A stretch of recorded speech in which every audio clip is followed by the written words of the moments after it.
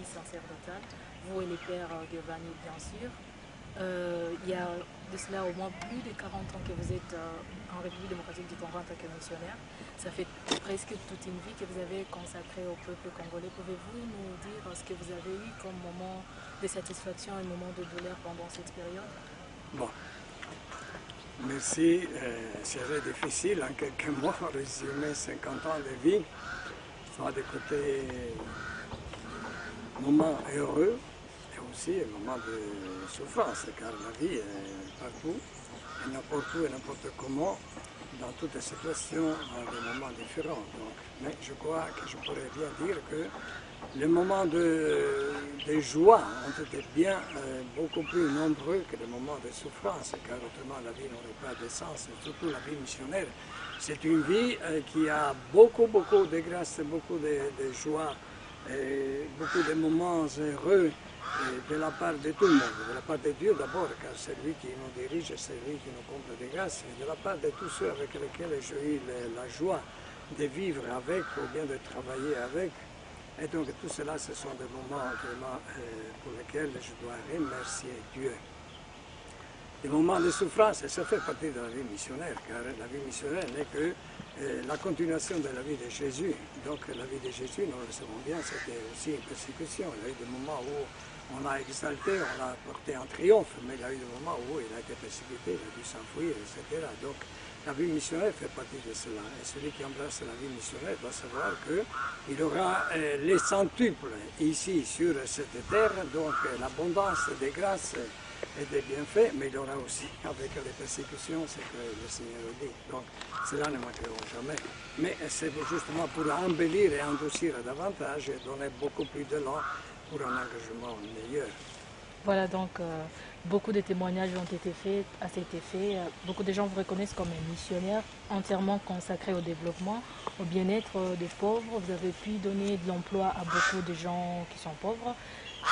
Pouvons-nous comprendre que dans votre mission, dans votre démissionnaire, il y a une certaine compatibilité avec, donc je vais dire, il y a un lieu entre l'évangélisation et le développement, le bien-être social? Il serait difficile de séparer et de diviser. Ce serait comme si dans une personne humaine, on sépare et on coupe à moitié le corps et l'âme. Donc ça fait une unité. L'évangélisation, c'est la parole qui est transmise, et c'est la parole de Jésus, ce sont les évangiles, c'est la bonne nouvelle, mais qui s'incarne par après, qui devient réalité, qui devient vie, qui devient tissu humain, là, dans le contexte où nous vivons, et justement ça on peut dire le développement dans tous les sens le plus complet, pas uniquement le développement technique ou matériel, mais c'est le développement de la personne. Et donc on ne pourrait pas scinder maintenant l'évangélisation, l'annonce de la bonne nouvelle de ce qui est justement la concrétisation, l'incarnation, la réalisation, la visibilité de cette parole et qui se transmet justement dans des actions concrètes. Alors, dans tout le tissu humain, ça dépend des contextes dans lesquels nous vivons. Vous avez fait de grandes œuvres. Le comité Antiwaki fait partie de vos grosses œuvres. Vous êtes d'ailleurs, je le signale, membre fondateur, administrateur et coordonnateur de projet. Cette organisation a aujourd'hui plus de 50 ans. Quels sont les résultats ou alors quelles sont les perspectives que vous pouvez faire à ce sujet? Bon, moi, j'étais envoyé par mes supérieurs, et suite aussi à la demande de la conférence épiscopale d'Isaïe à l'époque, 1986, il y a eu une lettre des évêques qui demandaient justement de s'investir davantage dans le développement en faveur des plus démunis, donc des plus abandonnés, surtout dans les zones rurales. Et c'est l'archevêque Monseigneur Molindo, dans sa lettre pastorale de juillet 1986, qui demandait à toutes les congrégations de mettre une personne à temps plein à disposition justement pour s'occuper de ces secteurs qui étaient un peu abandonnés. Et donc moi je me suis investi sous demande de mes supérieurs religieux et aussi ecclésiales, donc le Monseigneur Molindo, archevêque de Bukavu. Et, bon, et au comité Antiwaki, on a essayé de réfléchir suite aussi aux demandes du symposium qui avait eu lieu en 1979 sur les kivu montagneux. On avait donné les consignes au comité Antiwaki organisé par le comité anti-bloqué, c'est Symposium, pour trouver des solutions pour pallier à des situations difficiles, surtout de la brousse, de l'intérieur, donc des zones rurales en question d'eau potable, d'élevage, donc viande, lait, et reboisement, car c'était des dégringolades des collines et des montagnes avec la désertification qui allait de plus en plus se répandre. Et la promotion aussi humaine, surtout en faveur des femmes. Voilà, tout cela nous sommes investis, et avec, bien sûr, je n'ai pas fait tout seul, car on donne toujours la gloire au général, mais ce n'est pas le général qui gagne la guerre, ce sont les militaires, les soldats, ces soldats vaillants et fidèles qui ont pu faire gagner une guerre, une bataille. Voilà, c'est aussi dans une structure, bon, il y a celui qui est à la tête, qui contrôle et qui peut diriger, mais qui le fait avec les autres. Donc moi, je ne dois que remercier tous mes collaborateurs qui sont encore présents, certains dans les comités anti-bloqués, des autres qui sont déjà rentrés à la maison du père, ou d'autres qui ont changé de travail, ont trouvé d'autres occupations, mais c'est avec eux que nous avons travaillé, et surtout à la population à la base, car on ne peut pas faire un travail n'importe quel endroit s'il n'y a pas la participation de la base. Donc l'idée est, disons, la souche vient de la base, et c'est par là qu'on peut par après faire quelque chose et construire quelque chose de durable. Voilà, dans ce que vous venez de dire, il ressort plusieurs fois le mot « la base ». Et la prochaine question, on voudrait bien savoir, aujourd'hui, après 50 ans d'existence, le comité anti-Bouaki va changer le nom, passer de comité anti-Bouaki au comité d'autopromotion à la base. Pensez-vous que ces changements est justifié? Oui, le changement est justifié parce qu'il y a une évolution dans la société. Donc même dans toutes les familles, même les familles humaines, les parents, après quelques générations, ne peuvent pas répéter les mêmes choses de leurs ancêtres, de leurs pères ou bien de leurs grands-grands-pères. Et donc c'est tout à fait normal que le comité qui est né en 1965, avec une physionomie qui a déjà commencé son changement radical en 1986, au moment où on a essayé de mettre en pratique les résolutions du symposium sur l'équilibre montagneux. Et voilà, maintenant c'est une troisième étape, vu les changements de la société. Et donc ce n'est plus uniquement la lutte contre les boakis, contre les kwashiorkor, contre la malnutrition, mais c'est plutôt à partir de la base.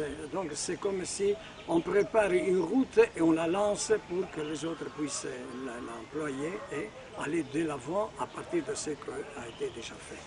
Donc c'est dans ce sens que c'est l'autopromotion à la base, avec tout le capital que les gens ont reçu à la base, surtout dans les villages, quand nous avons travaillé surtout dans les villages, mais bien sûr dans les périphéries de la ville, et au niveau social et civil, avec la société civile, bien sûr, dans la ville de Bukavu en particulier, mais c'est surtout à l'intérieur, à la base.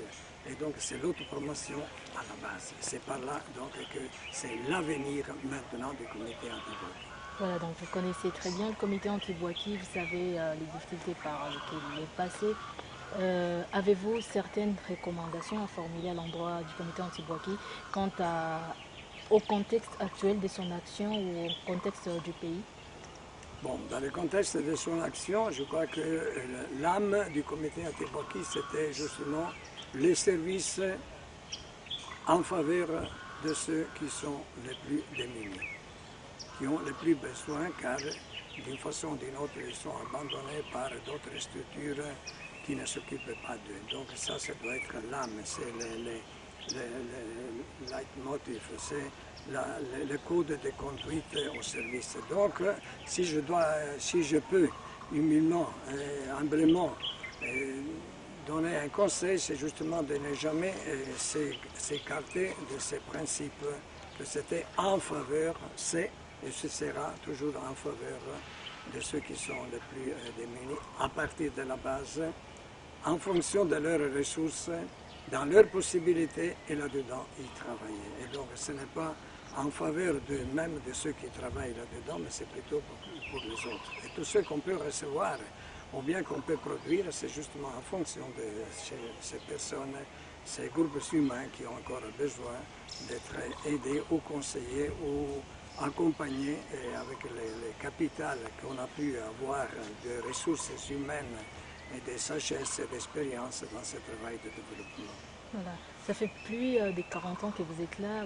Vous avez peut-être quelques impressions par rapport à l'évolution sociale, à l'évolution du pays? Bon, bien sûr, moi j'ai connu les pays, les années 70, les années 80, les années 90. J'ai bien vécu dans ces pays les moments de guerre, donc tous les troubles qu'il y a eu, mais on sait bien qu'une société va toujours de l'avant. Même si parfois on peut avoir l'impression qu'il y a un recul, dans le sens qu'il y a des choses qui ne marchent pas, il y a des choses, il y a des valeurs qui s'effritent, qui sont oubliées ou qui sont négligées. Il y a une évolution dans la société, donc il y a 40 ans, on ne pouvait même pas imaginer les niveaux où nous sommes aujourd'hui dans la société, de prise en charge par elle-même, de conscience, des valeurs humaines, de valeurs sociales, de valeurs civiques, et donc de tout ce qui est revendication pour vivre une véritable dignité humaine dont on a les droits. Voilà. Vous avez fait beaucoup de bonnes et grandes œuvres. Aujourd'hui, selon vous, quelle est la plus grande œuvre qui pourrait constituer pour vous une très grande fierté? Celle pour laquelle vous vous dites, voilà, je fais ça et je sens que c'est ma plus grande fierté. Ma plus grande fierté, ce n'est pas les œuvres visibles, mais c'est plutôt les œuvres invisibles dans le cœur et dans l'âme des personnes.